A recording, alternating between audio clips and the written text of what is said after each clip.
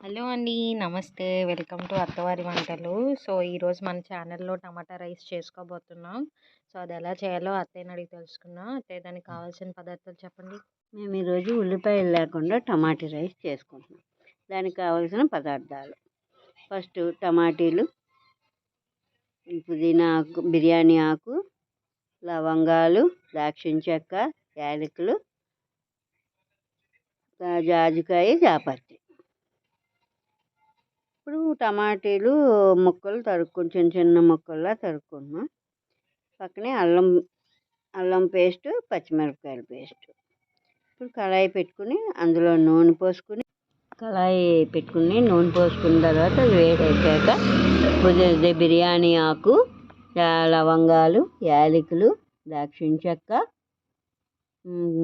జాపత్రి, జాజికాయ అవన్నీ వేసుకుని మనం ఒకసారి ఫ్రై చేసుకోవాలి.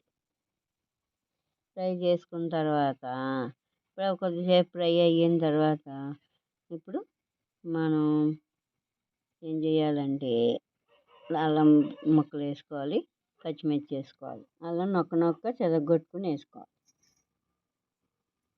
పచ్చిమిర్చి వేసుకుని ఒకసారి బాగా వేగిన తర్వాత కొంచెం బాగా వేగిన తర్వాత చిన్న చిన్న ముక్కలుగా తరుక్కున్న టమాటీ ముక్కలు అందులో వేసుకోవాలి.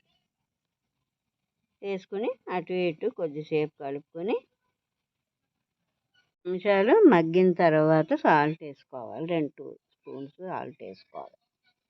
తర్వాత మనం కారం, 1 స్పూన్ కారం, 1 స్పూన్ గరం మసాలా వేసుకొని బాగా మగ్గనివ్వాలి. చూడండి, ఇప్పుడు మనం బాగా దగ్గరగా మగ్గిపోయింది కాబట్టి అది ఈ నీరు అది ఏమీ లేకుండా బాగా మగ్గిపోయింది.